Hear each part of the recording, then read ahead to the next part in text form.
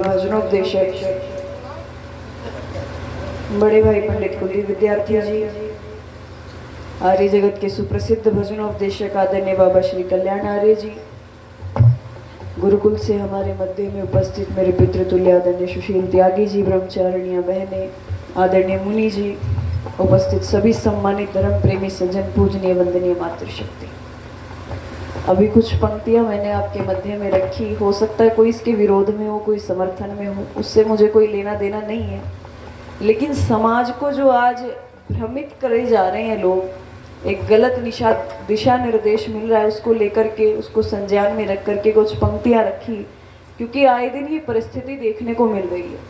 कोई जेल में, कोई रेल में, और कोई मंच से उतरता है तो चरणों की धूली देने के लिए कितने लोगों को की जान अपने साथ लेकर के चला जाता है। ये धर्म की ठेकेदारी के नाम पर लोगों की जान लेना नहीं है, उनको मूर्ख बनाना नहीं है तो क्या है। निरंतर देखो, भारत के अंदर यदि कोई बच्चा पढ़ नहीं पा रहा, फेल हुए जा रहा है, असफल हुए जा रहा है, तो हर तीसरा व्यक्ति क्या कहेगा, एक कमंडल उठा ले, बस बोल जय श्री राम, जय श्री राम, तेरी दुकान बहुत अच्छे से चल जाएगी, चाहे तू कुछ जानता है या नहीं जानता। और यही भारत के अंदर हो रहा है। जो पढ़े लिखे हैं वो तो बेचारे बेरोजगार बैठे हैं, और जो अनपढ़ हैं, कुछ नहीं जानते, उनके पास अरबों की संपत्ति है। जब बाद में इनकम टैक्स वाले आते हैं तो वो अपना बचाव करते फिरते हैं, राम रहीम कोई ले लीजिए। और ये ऐसे धर्म के ठेकेदार होते हैं जिनको अपने लोगों से कोई लेना देना नहीं होता। ये एक नंबर के चोर जार कह दूं तो भी कुछ गलत नहीं है, क्योंकि जब राम रहीम से भी पूछा गया जेल के अंदर कि भाई तुझे मिलना किससे है, मिलाई का समय बता, किससे मिलना चाहता है। पूछा गया उससे कि अपनी पत्नी से मिलना है, बोले नहीं। अपने माता से नहीं, पिता से, बोले उससे भी नहीं। बच्चों से मिलना हुआ कि नहीं। अपनी बहन से, अपने जीजा से मिलना, बोले उससे भी नहीं। तो तुझे मिलना किससे, कि मुझे हनीप्रीत से मिला दो। ये पता नहीं कौन सा कीड़ा था। ध्यान देना, इस वाले डिपार्टमेंट को टारगेट नहीं कर रही, मुझे बुलाया इसलिए गया है, मैं महिलाओं के लिए बोल रही हूँ, क्योंकि उनके सत्संगों में मेरे वाले डिपार्टमेंट की ज्यादा भीड़ होती है। ये तो बेचारे तर्क शक्ति लगाते हैं तो 2 मिनट में चुप कर देंगे किसी को भी। हमारे वाली जाकर के बैठती है और क्या कहते हैं कि सत्य वचन महाराज, जो महाराज जी ने बोल दिया बस अटल है, उसके आगे ना तो हमारी चलेगी ना किसी की चलेगी। तभी भारत के अंदर ऐसे दुर्दिन भी देखने को मिले जिनसे अपने सास ससुर की सेवा नहीं हो रही थी, वो एक एक महीने में डेरे में रह करके गुरु जी के चरण दबा करके आ रही, बस गुरु जी को कोई कमी ना आ जाए। तो ध्यान देना, और निवेदन करूंगी आपके मध्य में, क्यों चर्चा की जाती है आर्य समाज के मंचों से इन लोगों की। लोग कई बार टोकते हैं कि तुम्हें क्या पड़ी है, जैसे तुम भजन गा रहे हो वो भी कहीं ना कहीं गा रहे, करने तो भ्रमित क्या जाता है, जमाना है। लेकिन ध्यान देना, इतना दिशा भ्रमित आज समाज हो चुका है कि जो हमारी परंपराएं थी, जो हमारी मर्यादाएं थी, उनको निरंतर तोड़ा जा रहा है। इसलिए आर्य समाज आवाज उठा रहा है। और क्या परंपराएं थी, तो मुझसे पूर्व चर्चा भी चल रही थी और इससे पूर्व सत्र में भी ये चर्चा चली कि आज हमारे पास अपना कुछ भी नहीं रहा। कभी चिंतन करना इस विषय पर शायद ना किया हो। आज तो हम सोचते हैं जब बच्चा कोई नया ड्रेस लेकर के निकले, नया ड्रेस पहन करके निकले, इंग्लिश में बात करे, अदर लैंग्वेजेस सीखे, या कोई भी खान पीन उसका आज हमसे विपरीत हो, तो हम क्या कहते हैं कि फलाने का बच्चा इंग्लिश मीडियम से पढ़ के आया, कतई अंग्रेज लगता है, उसकी तो भाषा भी हमारे जैसी नहीं है, उसका खान पीन देखो बिल्कुल जबरदस्त है, उसको अच्छा बताया जाता है। यानी हम खुद ही आज अपने आप को कहीं ना कहीं गिराए जा रहे हैं, खुद को बड़ा नीचा आज हम खुद ही प्रस्तुत कर रहे हैं कि भारत की जो संस्कृति है वो बड़ी नीची है। और इसी चीज का फायदा उठा करके लोग खुद को धर्म का ठेकेदार कहते हैं और अपने तरीके से, अपने तौर तरीके से भारत के जितने भी पर्व हैं, त्योहार हैं, जितनी भी मान्यताएं, परंपराएं हैं, उनको अपने तरीके से चला रहे हैं। आज भारत के अंदर होली, दीपावली, रक्षाबंधन, भैया दूज 3-3, 4-4 दिन तक मनाई जाती है। ध्यान देना, कोई अपने तरीके से बता रहा है, कोई किसी तरीके से बता रहा है, कोई हाथ देखने वाला बैठा है, कोई माथे की लकीर देखने वाला बैठा है। यानी तुम्हें कहीं ना कहीं मूर्ख साबित किया जा रहा है कि हम हैं जो भी हैं, हमसे पूछ करके किया जाए। और इसी का एक नमूना आओ इस सत्र में आपके मध्य में प्रस्तुत करती हूँ। ना तो तुम्हारे पास, हमारे पास हमारी बोलचाल है। आज हिंदी बोलने पर मेरे जैसा युवा गर्व नहीं करता। हिंदी बोले तो क्या कहेगा, अच्छा हिंदी मीडियम से पढ़े हो। और रिश्तेदारी में भी किसी से कह दो कि जी तुम्हारे बच्चे कहाँ पढ़ रहे हैं, कि गांव में ही पढ़ रहे हैं, कि इतने भी धन नहीं था क्या तुम्हारे पास जो बच्चे को इंग्लिश मीडियम में पढ़ा लेते। ये रिश्तेदारों के वाक्य होते हैं, उनके टोंट होते हैं। तो हिंदी पर उन्हें खुद को गर्व नहीं है। वेशभूषा की यदि बात करूं तो मेरे जैसी कोई लड़की सूट वूट पहन करके निकल जाए, कोई साड़ी पहन ले महिला, बड़ी पिछड़ी दिखाई देती हूँ। आजकल की लड़कियां तो जीन्स टॉप शॉर्ट्स पहनती है, तुम्हें भी उनसे कुछ सीखना चाहिए। ये हमारी परंपरा है, हमें अपने पहनावे पर भी आज गर्व नहीं है। मेरे देश का युवा यदि कोई चोटी जनेऊ डाल करके निकले तो उसी के साथ वाला क्या बोलेगा, ओहो ये बनेंगे पंडित जी, ये चले हैं चोटी जनेऊ पहन करके, ये पहनेंगे कुर्ता पजामा। तो अपने की खुद काट कर रहे, ना तो तुम्हारे पास पहनावा अपना है, ना बोल चाल अपनी है, और खान पीन भी आज अपना नहीं है। कि जी हमारी रिश्तेदारी में मेरे बहन के बच्चे घर का खाना तो खाते ही नहीं, उन्हें पसंद ही नहीं आता, फला जगह से पढ़ करके आए और उन्हें तो आजकल पिज्जा बर्गर ही चाहिए। वो बहुत पढ़े लिखे बच्चे हैं, आजकल के ट्रेडिशन को मानने वाले। और इसके लिए मैंने एक शब्द दे दिया कि जी बच्चे मॉडर्न हैं, और इसी मॉडर्निटी के चलते आज का युवा क्या कहता है कि हम इस भारत देश को विश्वगुरु बनाने के लिए जा रहे हैं, यही तो कहते हैं। पर ध्यान देना, ये भारत देश विश्वगुरु कब होता था ये जानना जरूरी है। जब ये भारत देश विश्वगुरु कहता था तो एक शब्द और भारत को कहा जाता था, सोने की चिड़िया। वो एवं ही नहीं कहा जाता था। आज तो हमारे पास ना सोना ना चांदी, कहाँ जा रहे हैं, आज महिलाओं के आभूषण भी नकली होते जा रहे हैं। आज किसी की शादी विवाह में यदि जाओगे तो जो वो दुल्हन बन करके आती है उसके पास सोना चांदी का पहनती है कि सब कुछ नकली होता है, A to Z नकली होता है, और नकली ही पसंद करते हैं। तो और निवेदन कर रही थी आपके मध्य में, जब ये भारत विश्वगुरु होता था तो ना तो हमें दूसरे की संस्कृति पर गर्व था, और ध्यान देना आपसे निवेदन करूं, 1632 में जब इंग्लैंड में पहला स्कूल खोला गया था ना, तब भारत के अंदर लाखों गुरुकुल हुआ करते थे। वे लोग यहाँ शिक्षा लेने के लिए आते थे, और आज दुर्दिन भारत के ऐसे हैं, आज हमारे बच्चे, हमारे भाई बहन विदेशों से पढ़ाई करने के लिए जाते हैं, विदेशों में जॉब कर रहे हैं। दुर्दिन नहीं है तो क्या है? ऐसे भारत विश्वगुरु थोड़ी बनेगा। अपने बाप दादों को देखो एक बार, उनका पहनावा भारतीय था, खान पीन भारतीय था, लैंग्वेज उनकी भारतीय थी, लेकिन फिर भी भारत विश्वगुरु कहता था। तुम कहते हो कि नहीं हम तो विदेशी परंपरा को फॉलो करेंगे तब जाकर के भारत को विश्वगुरु बनाएंगे, तो ऐसा नहीं हो सकता। आओ ये पंक्ति आपके मध्य में रखो, उस गौरव को पहचानना पड़ेगा कि देखो तो आजकल के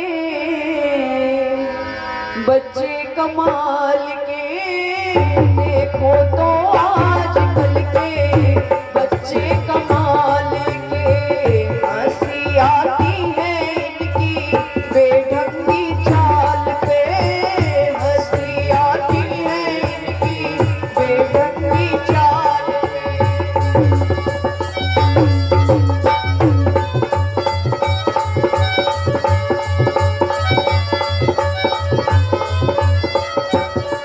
और क्या धरोहर थी हमारे पास, तन से मन से धन से हमसे कोई नहीं था ज्यादा, थे हम दुनिया के दादा। तन से मन से धन से हमसे कोई नहीं था ज्यादा, थे हम दुनिया के दादा। सादा जीवन उच्च भावना था जीवन का कायदा, हो था जीवन का कायदा। सादा जीवन उच्च भावना था जीवन का कायदा, हो था जीवन का कायदा। जीवन जीते थे वैदिक सांचे में ढाल के, जीवन जीते थे वैदिक सांचे में ढाल के। देखो तो आजकल के बच्चे कमाल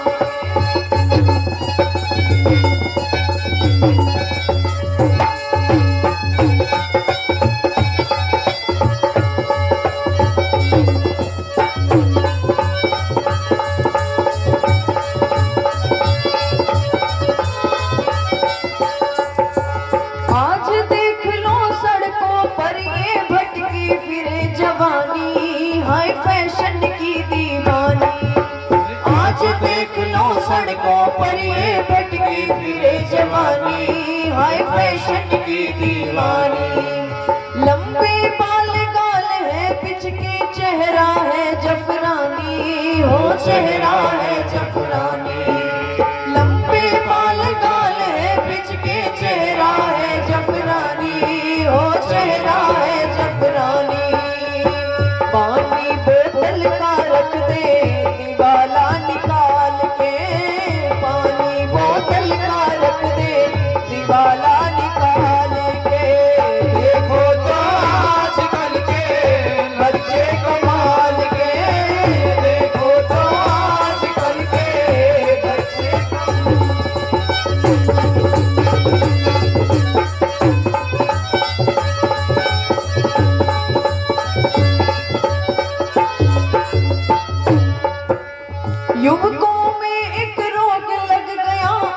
अमजद खाने अनाड़ी हो, अमजद खाने अनाड़ी। हर युवकों में एक रोग लग गया, अमजद खाने अनाड़ी हो, अमजद खाने अनाड़ी। अच्छे अच्छे हिंदू लड़के लगे रोकने दाढ़ी हो, लगे रोकने दाढ़ी। अच्छे अच्छे हिंदू लड़के लगे रोकने दाढ़ी हो, लगे रोकने दाढ़ी। झाड़ी सी मुंह पे लगती मुगलानी ढाल पे, झाड़ी सी मुंह पे लगती मुगलानी ढाल पे।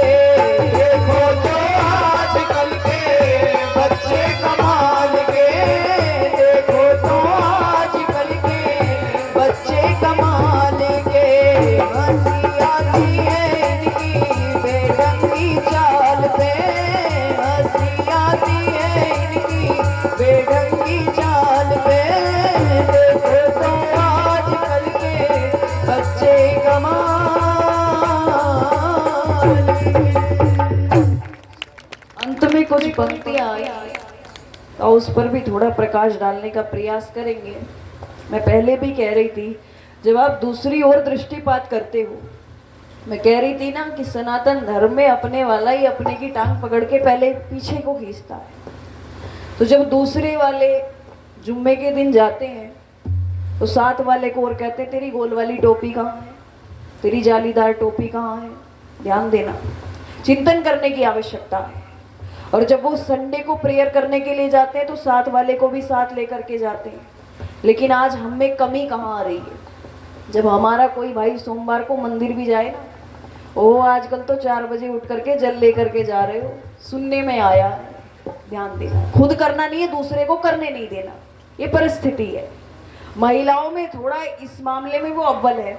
वो किसी को देख लेगी 4 बजे मंदिर पे जल चढ़ाने जा रही है तो वो सोचेगी इसके घर में जितना भी धन संपदा आ रही है इसी की देन है, मैं भी जाऊंगी, पता नहीं इसी कारण मिल रहा है क्या इसको।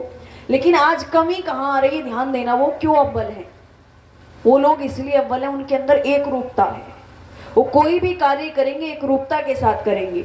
उनका पहनावा देखो आप एक बार, कभी इस विषय पर शायद चिंतन ना किया हो, लेकिन सबका एक जैसा मिलेगा। ऊंची सलवार और नीचा पजामा, ऊंचा पजामा और नीचा कुर्ता, यही मिलता है। जब वो प्रेयर करने के लिए जाते हैं सबके गले में क्रॉस मिलता है, कोट वोट लेकर के जाते हैं। लेकिन हमारे पास ऐसे कोई भी रूल्स, कोई भी रेगुलेशन, कोई भी नियम शर्तें नहीं है। हमारे यहाँ कोई भी चल जाता है और यही आज हमारी सबसे बड़ी कमी है।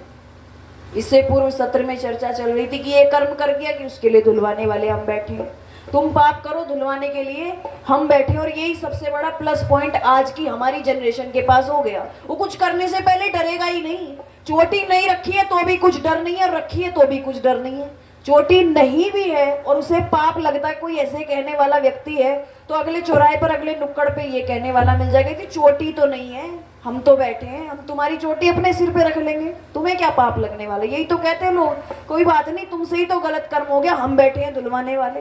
पता नहीं वो लोग इतने पाप लेकर के कहाँ जाते हैं। निवेदन करूंगी आपके मध्य में, हम तो कौन सी दुनिया में जा रहे हैं आज हम विचार नहीं कर पा रहे। जो हमारी संस्कृति थी उससे तो बिल्कुल टूटते जा रहे हैं, उससे बिल्कुल दूर होते जा रहे हैं। और ये जो शिक्षा पद्धति आई है ना, मैकोले वाली एजुकेशन, इसने तो बिल्कुल सत्यानाश करके रखा हुआ है। जो आज मॉडर्निटी के नाम पर सब कुछ चल रहा है, ये केवल हमें रोजगार दे सकती है, संस्कार बच्चों को नहीं दे सकती। और यही स्थिति है, कितने बच्चे बेरोजगारी के कारण आज आत्महत्या कर रहे हैं, उनके पास और कुछ ऑप्शन ही नहीं है। वो ये सोचते हैं जीवन में जॉब नहीं मिली तो हमारा जीवन व्यर्थ है। क्या केवल इसीलिए तुम पैदा हुए थे? अपने वास्तविक लक्ष्य तक क्यों नहीं पहुंच पा रहे हो? और कोई भी व्यक्ति 90% को कह रही हूं मैं, इस जीवन में हम क्यों आए, क्या हमारे जीवन का लक्ष्य नहीं जान पाते आज के समय में। आज मेरे जैसे बच्चों से पूछा जाए कि भैया करना क्या है, हमारे सेशंस होते हैं जब, तो अभी एक सेशन हुआ था गाजियाबाद में लास्ट ईयर, उसमें हमारा टॉपिक था सफलता को लेकर के, सक्सेस को लेकर के। तो एक बड़ा चिंतन करने का विषय भी, आपको उसको टारगेट भी करना चाहिए। ध्यान देना, हमने देखा कि वहां पर सक्सेस का जो सेशन था उसमें ऐसे लोग थे, मतलब हर एज ग्रुप के लोग थे, छोटे से बच्चे से लेकर के एक बूढ़ा व्यक्ति भी था। तो पहला प्रश्न तो ये, उन बूढ़े व्यक्तियों की क्वालिफिकेशन देखी गई, तो उसमें ऐसे लोग भी बैठे थे जो कोई इंस्पेक्टर के पद से निवृत्त हो चुका है, रिटायर्ड है, कोई गवर्नमेंट टीचर था रिटायर्ड हो चुका। अब बच्चों से प्रश्न किया गया कि सफलता के सेशन में क्यों आए हो, तुम्हें क्या आवश्यकता है? तो उन्होंने कहा कि हमें जानना है कि हमें गवर्नमेंट जॉब कैसे मिल सकती है, हमें एक अच्छे टीचर कैसे बने, अच्छे इंस्पेक्टर कैसे बने। अब उनके लिए बड़ा सीधा सा उत्तर था, वो तो इसी को लक्ष्य मान करके आए हुए थे। लेकिन दूसरी बार जब प्रश्न किया जाता है, जो लोग रिटायर्ड वहां बैठे थे, कि तुम्हें तो वो चीजें अचीव हो चुकी, तुम तो इंस्पेक्टर के पद से आ चुके हो, तुम तो गवर्नमेंट टीचर बन चुके थे, तुम तो यूपीएससी पीसीएस सब क्लियर कर चुके थे, अब तुम क्यों बैठे हो? वो कह रहे कि इसमें हमें कुछ भी, हमारा मुख्य लक्ष्य हाथ ही नहीं लगा। इसमें तो हमने धन कमाया, कई बार रिश्वत ली, नहीं ली, कई बार बेईमानी की, ईमानदारी की, लेकिन हमारा लक्ष्य ये नहीं है।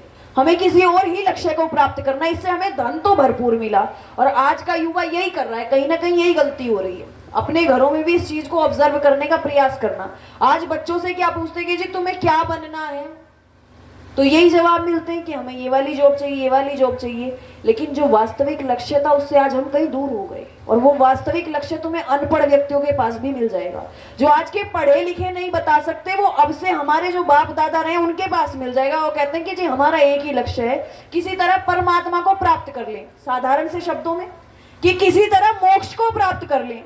और ध्यान देना, वो लक्ष्य ऐसा है जिससे कभी भी किसी को विचलित नहीं होना चाहिए। क्योंकि कितने जन्म लोगे, कई बार जियोगे, मरोगे, कई बार डॉक्टर बनोगे, कई बार इंजीनियर बनोगे, कई बार सफल होंगे, कई बार असफल भी होंगे, लेकिन वास्तविक लक्ष्य तक यदि नहीं पहुंचे तो क्या फायदा इस जीवन को पहचानने का? नहीं पहचान पाए।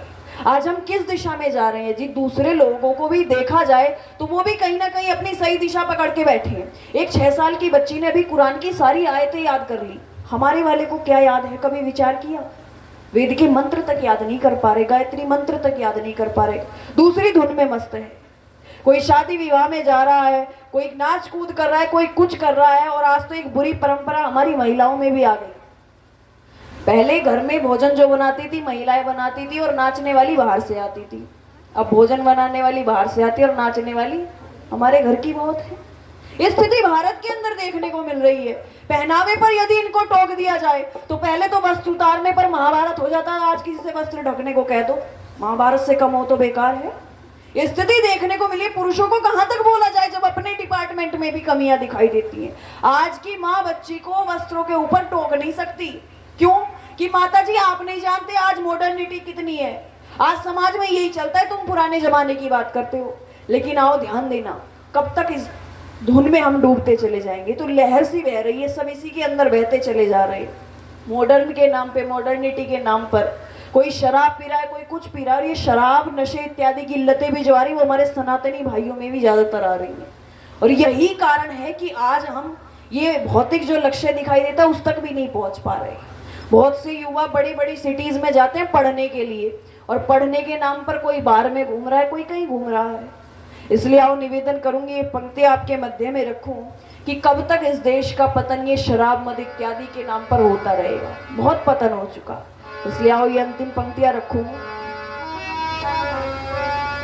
कि पीकर सब कुछ खोने वाले, अब तो आंखें खोल, तुम्हें क्या हो रहा है, तुम्हें क्या हो रहा है। युगों युगों से तुम्हें जगाए बजा बजा कर ढोल, क्यों गाफिल हो रहा है, क्यों गाफिल हो रहा है।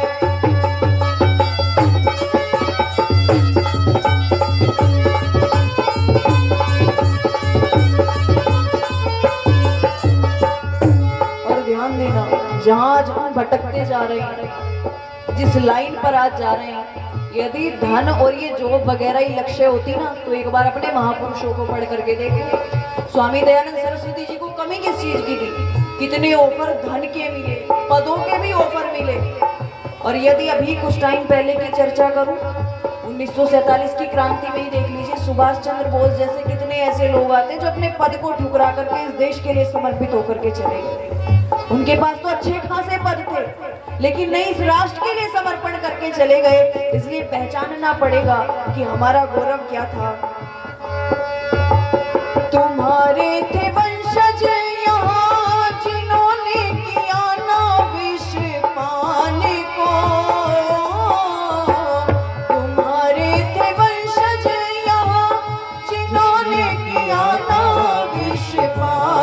को। आज उनके बेटे पीकर घर में बुलाते शैतान को। आज उनके बेटे पीकर घर में बुलाते शैतान को। पीकर मानुष बने अमानुष भुला दिया सब ध्यान। क्यों व्याकुल हो रहा है, क्यों व्याकुल हो रहा है। पर सब कुछ खोने वाले अब तो आंखें खोल तुम्हें क्या हो।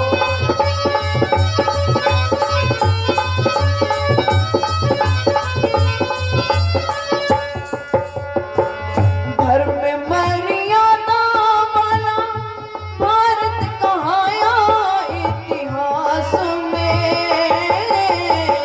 धर्म मर्यादा वाला भारत कहाया इतिहास में। आज हमने देखा कुछ को डूबे शराबों के गिलास में।